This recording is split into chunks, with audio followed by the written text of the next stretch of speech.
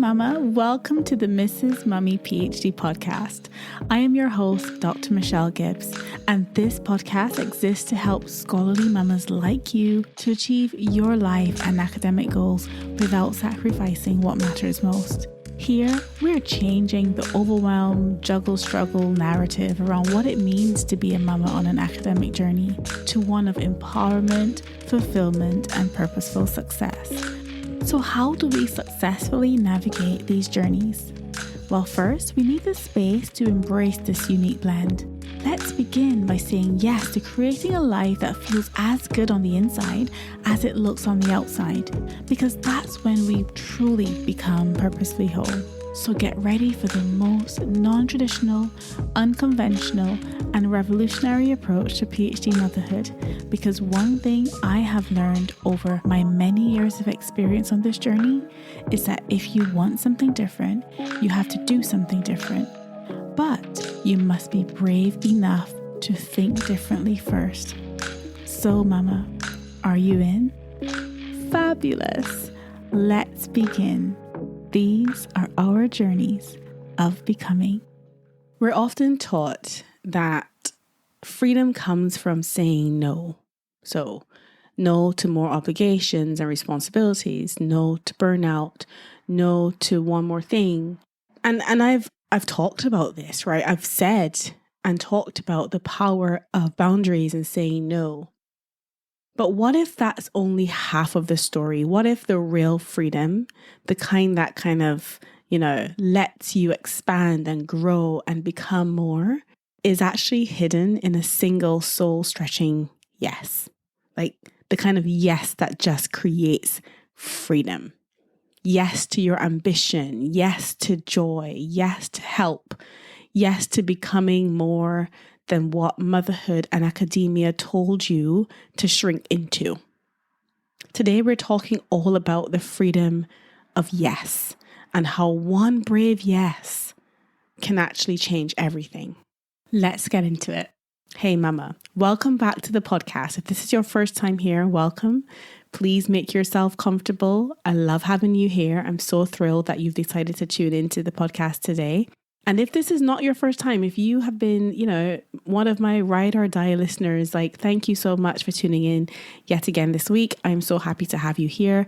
And if you can spare a moment after this episode to leave a kind review or share this podcast episode with another scholarly mama you know, I would be so incredibly grateful. So let's get into today's episode. And I want to start this episode, I want to kick this off with a question. A reflective question, right? A reflective question. Have you ever said no to something like an opportunity, a dream, a goal, a moment of joy, a moment of rest because you thought it was selfish or irresponsible or just downright impossible for you as a scholarly mama? What if saying yes in those instances, in that particular instance that we're talking about, was actually the doorway to freedom? What if that was actually your gateway to freedom? So I wanted to set the tone for this episode by saying that this episode is all about permission. It is all about permission to dream again, permission to breathe again, permission to say yes to joy, to ambition, to rest, to risk, to doing something different, to taking a different path. This is all about permission. And so I'm going to kick this off by talking about the kind of obsession with no. Now, I've talked a lot about saying no to things, and I still think it's important to kind of position that in the way it is intended, which is that, yes, there are things that you're going to say no to, and you have to say no to protect your peace and to enforce your boundaries. I think is so important, and I'm not diminishing that at all. But I do wonder whether we have become conditioned as scholarly mamas to saying no, because we talk a lot about protecting our time, avoiding burnout, not coming across as being irresponsible. So we want to be responsible, parents are responsible PhD students, right? But this kind of thinking, sometimes I wonder whether it kind of paints this picture of scarcity. Like the culture of academia now has become one of scarcity. So I don't have enough time. I hear this all the time. Like, even in my work, even in the clinical context, people don't have time.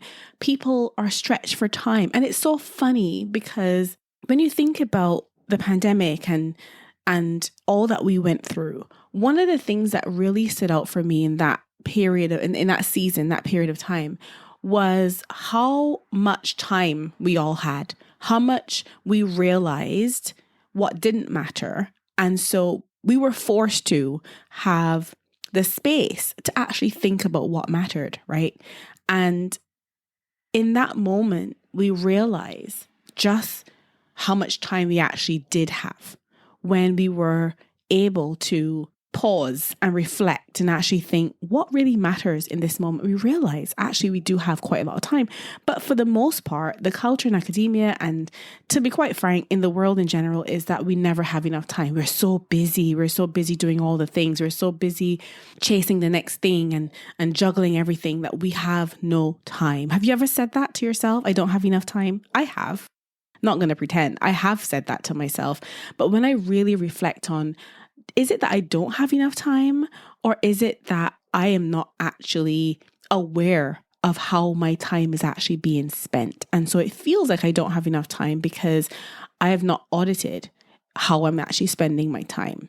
The other kind of scarcity thinking is around, I must stay small to survive. I must shrink myself into fill in the blanks here with the box of your choice. But how many boxes do we put ourselves into where we feel like we can't do any more than that because we're in this box, so we can't think about that other box? Or, you know, this is the extent of my potential. Like, I can't do any more because I'm in these boxes.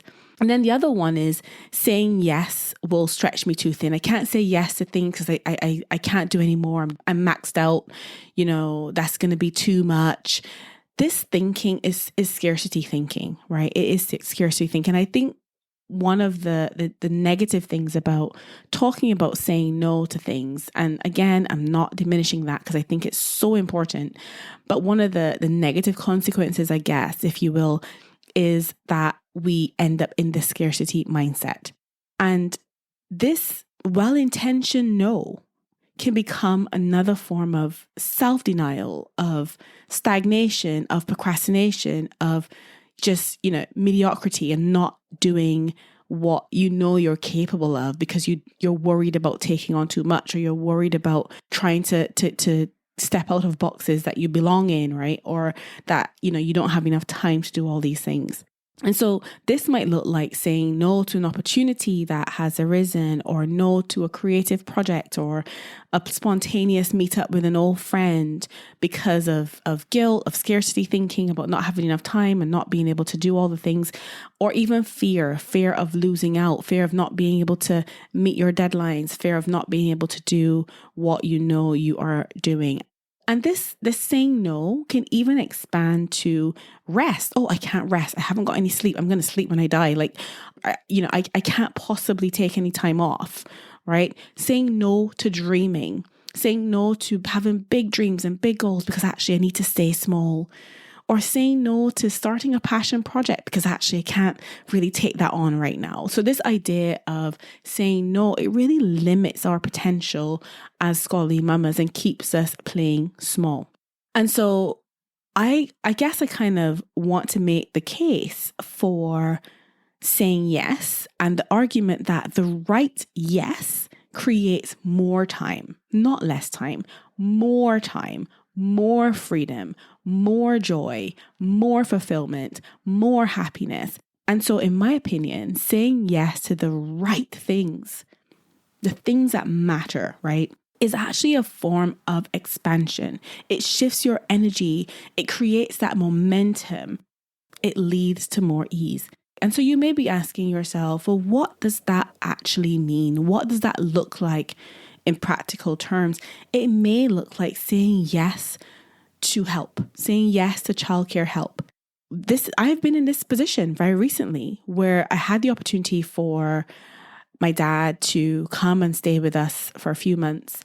And that would be a huge help for us. And I was, I found myself initially thinking, oh, I don't want to like burden him with that. And, surely if, he's got other things that he wants to do and I'm going to be taking him away from the people that he really offers so much help and support to. And then if he's here, he can't do that. And I found myself wanting to shrink into, I don't need any help. I'm good. I'm okay. Like you do your thing. And actually, my husband and I had the conversation about this and we were like, no, we want him to come here and spend some time with us. We want him to come here and help us with the kids and spend time with them and just bond and connect and have our time. And it's not selfish of us to desire that. It is that we are accepting the offer of help. We are saying yes to help. And this gives us so much emotional space because we know we can look forward to the fact that he will be here and helping us and just being a support for us. And it's okay to say yes to that. It doesn't have to come with feelings of guilt or feelings of fear of staying small, of, oh, I shouldn't say yes to that because that's really selfish. Absolutely not. It may also look like saying yes to a writing group or a co-working space or a new community, that you need. Maybe you're in the season of scholarly motherhood where you could do with that extra support. You could do with a village where people understand this journey and you don't have to feel alone. You don't have to keep navigating this alone. One of the biggest regrets, if I will say that word, about my scholarly mama, my own scholarly mama journey, I've talked about this so many times on this podcast, is not building that village. Not building a village of other scholarly mamas who really got what we were all going through. And so I attempted to do that towards the end of my PhD, and I did that through starting this platform, my blog, my podcast eventually, because I know the value in creating opportunities for accountability and connection. That can expand your progress, your productivity, your output. Right? And it's okay to say yes to that. It's okay to opt into that, to say, yeah, actually, I do need a community. Yeah, actually, I do need a co-working space. I don't have to navigate this journey alone. I don't have to pretend like I am Superwoman and I don't need any help and I don't need any support and I don't need anyone. I can just do this by myself. It's okay to take that Superwoman cape off and recognize that there's opportunity here. There is potential here. And I just have to say yes to that. Another example of saying yes might be saying yes to putting yourself out there, to do purposeful work, to think beyond your PhD. Who are you beyond your PhD? What skills, what talents, what gifts can you offer the world to do something that leaves a mark? It's all about building legacy and pursuing purpose. That is okay to say yes to that because new opportunities may arise from that. And also, the act of pursuing purpose is so important to me. Doing something that matters, doing something that makes a difference, doing something that has meaning beyond just writing your thesis and rising to the academic heights. Like, these are things that matter as well. And so saying yes to those things isn't to be feared or to be avoided, but to be embraced, to embrace the potential and the freedom of yes. And so there's a quote that I've read somewhere. It says, "A well-placed yes is a strategic investment in your future self." And I think that is so powerful to think about saying yes, not as, restrictive and not allowing you to expand, but actually investing in who you are becoming, in the future version of you. You can look back on these moments and say, actually, you know what? I'm glad I said yes to that. I'm glad I embraced yes on that occasion. And so you may be asking yourself, well, how do I find that aligned yes? How do I know that this is something worth saying yes to? And I think one of the ways to kind of think about this idea of saying yes in alignment to the future self, your values, who you want to become, who you're becoming, is to ask yourself, what am I saying no to by default? Without even thinking, what am I saying no to by default? How is my self-talk directing the decisions that I am making that may not necessarily be the best decisions for me? Without examining the situation, what am I automatically saying no to? I remember when there were so many times, especially when I was doing like one of my many master's degrees. I remember when people would ask me if I wanted to, take on a responsibility or attend an event, or immediately without even thinking, I'm like, nope, can't do it. Nope, can't do it. Haven't got time. Literally on autopilot, I was saying no. I was saying no to myself. I was saying no. Even before the words were uttered out of my mouth, I would be saying absolutely not. I was limiting myself. I was limiting the potential and the freedom of yes. So what are you saying no to by default without even considering or examining the situation properly? One of the other questions to ask yourself is, what am I deeply craving, but I'm afraid of saying yes to it? I'm afraid of even the idea of wanting that thing. But deep down, I know I want it, but just the thought of even saying that I want it makes me feel uncomfortable. What are you deeply craving? What is the depth of the desire of your heart right now? And what are you saying no to? How can you turn that into a yes? Why are you afraid of saying yes to that thing? What scares you about it? For me, I think I'm just going to be very vulnerable right now. Oh my goodness. For me, it's visibility. I am such an introvert, and I have stepped out of my comfort zone in starting this blog and starting this podcast. But I know that it's something I need, because I do know that in order to help scholarly mamas, in order to help other ambitious mamas who are juggling all the things to go from overwhelmed to unstoppable and to really pursuing their purpose, I know that visibility is an important part of that journey. But it's the one thing I am so afraid of. It's the one thing that I am like, oh, I don't want attention. Oh, I don't want all this spotlight on me. And I am still wrestling with that. I am still battling with that thought. But what comes up for me when I think about that is, what is actually the depths of my desire? Like, I want to help mamas. I want to support mamas. I want to see mamas win, right? I want to see them achieve their goals. I want to see them pursue their purposeful work. I want to see them do all the amazing things and build legacy in this world and really be amazing examples and role models for their children. I want to see that. And in order to see that, I have to be willing to say yes. I have to be willing to say yes to putting myself out there. Yes to doing the purposeful work. Yes to the visibility. Yes to the new opportunities. Yes to all those things. And that's not to say, oh, you're just taking on too much. It's about, what is the depth of your desire? And what are you afraid to really want? You know you want it, but for some reason there's a block there. Why is that?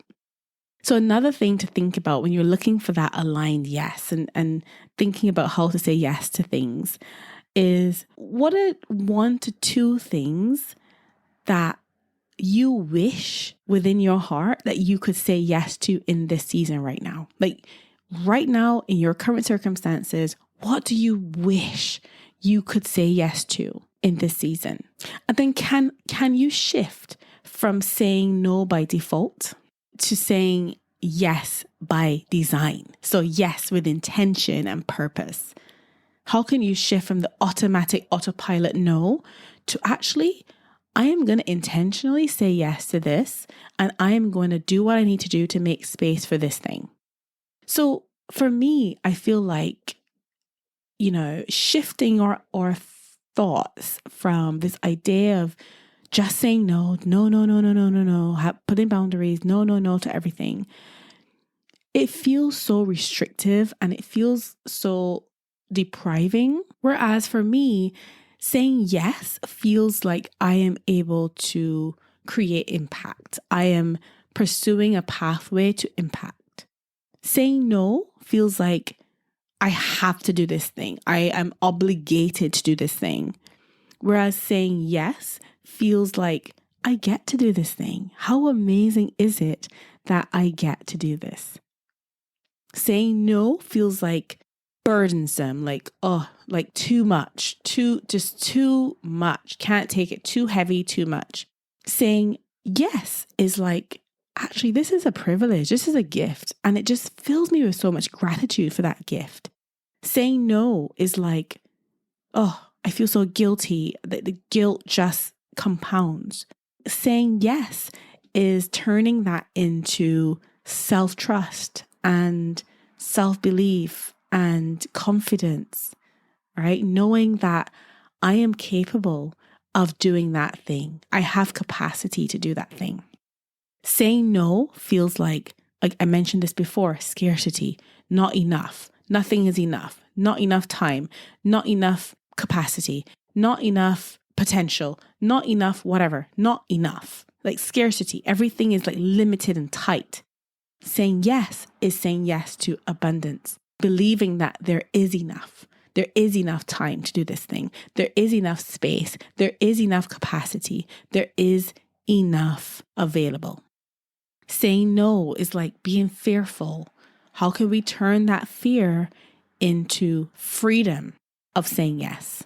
And so this idea of finding the aligned yes is really about thinking about the situation and filtering it through an internal self-talk framework to help you decide what you're going to be saying yes to and what you're going to be saying no to.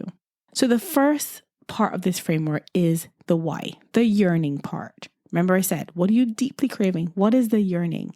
Does this activity, does this opportunity, does it align with something that you deeply, deeply desire? Even if you've not expressed that to anyone, right? Does it align with something that in the depths of your heart and soul, you deeply desire this outcome? The E in the framework is for energy. Does it give you energy? Does it give you life? Does it bring you joy? Does it give you fulfillment? Does it give you a warm feeling of like, yeah, I am doing something meaningful here? Or is it just another ticking boxes? If it's just another ticking boxes, yeah, that's probably one of the situations where there needs to be a no and a boundary, right? But if this is something that's deeply giving you life and energy and fulfillment and breath, could it be a yes? The S in the framework is structure. Can you create the systems and the structure and the schedule to make space for this thing? If that is a no, like absolutely, I do not have capacity to do this thing. I do not have what I need to be able to do this thing or say yes to this thing, then maybe that's a no. Maybe it's not even a no. Maybe it's a not yet. Maybe it's I consider that later, right? But if you can actually create that space, if you can actually give yourself the freedom and space to actually try doing that thing or saying yes to that opportunity, then will you? Because again, thinking about COVID and all the things that we all went through, one of the things that was so profound to me was how much time we actually spent on things that didn't matter, right? And even money as well, but that's another conversation. But how much time did we spend on things that didn't matter? And it really, it really made most of us reflect on how precious time really is. And a lot of times when we are on autopilot and saying no to stuff, it's because we're actually bleeding time into things that don't matter to us. And so reclaiming that time, reclaiming that energy that we are spending on things that don't matter, maybe that is how you create the space for the things that do matter. Maybe that's how you create time.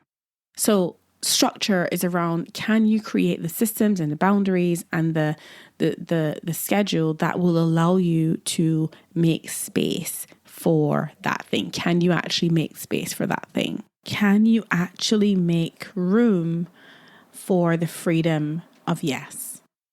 And so I want to challenge you to this week, think about something that you want to say yes to, that previously maybe you were on autopilot no. Something you want to say yes to. Is it rest? Is it help? Is it a community? Is it just doing something differently to allow you the space to be able to achieve your goals? The other thing that comes to my mind when I think about the freedom of yes and why it's so crucial that we don't say no to absolutely everything is your yes is actually a model for your children. So when we say yes to rest, when we say yes to joy, when we say yes to ambition, when we say yes to opportunity, when we say yes to boundaries, we model to our kids that motherhood is not martyrdom. Motherhood is not an experience that we need to be burdened by. That women can take up space, they can have dreams, they can have goals, they can have ambitions, and they can embrace growth. So imagine your child saw you say yes to a dream, and by you saying yes to that dream, it's teaching them that motherhood is expanding you instead of limiting you or restricting you or erasing you or, silencing you, but is actually empowering you to go after your dream. And so this week, I want to challenge you to say yes to something that scares you just a little bit, but something that excites you a lot, something that you can look forward to. Not the yes that adds more burden, more work, more stress, but the one that adds more you into it. So if you go back to episode 112, so episode 112, I talked in that episode about becoming more of you in scholarly motherhood. So what is one thing this week that you want to say a brave yes to? I would love to know. I'd love to hear what you said yes to. Come join us in our new broadcast channel, which is called Behind the Titles on Instagram. Come join us there and let me know, let all of us know what you have said yes to, what you're going to say yes to. It could be something that you've already said yes to, or it could be something that you're going to say yes to. And let us reflect on that together. And so I hope that you found some light in this episode, that it's illuminated for you the power and the freedom that can come with saying yes. And I invite you to recognize that there is another side to boundaries as well. Like, boundaries aren't just a matter of saying no to things, but we can reframe that into what are we saying yes to for us, and how are we able to become more of ourselves on this journey, saying yes to what matters to us, saying yes to what is going to help us become the person we want to become on this journey. Thank you so much for listening. And as always, I am sending you so much love and gratitude, and I look forward to seeing you in the next episode. Take care, Mama. Bye for now. Thank you for tuning in to the Mrs. Mummy PhD podcast. I hope you've enjoyed the episode, and if you did and you want in on this movement, please head over to mrsmummyphd.com or scholarlymamas.com. If you want to do your PhD well without sacrificing yourself or those you love dearest, then you need your hands on all the ways that we can work together to transform your journey of scholarly motherhood from one of overwhelm, disillusionment and burnout to one of scholarly joy and purposeful success. Make sure you head over to mrsmummyphd.com. I'll leave a link in the show notes. I cannot wait to work with you. Remember, Mama, these are our journeys of becoming.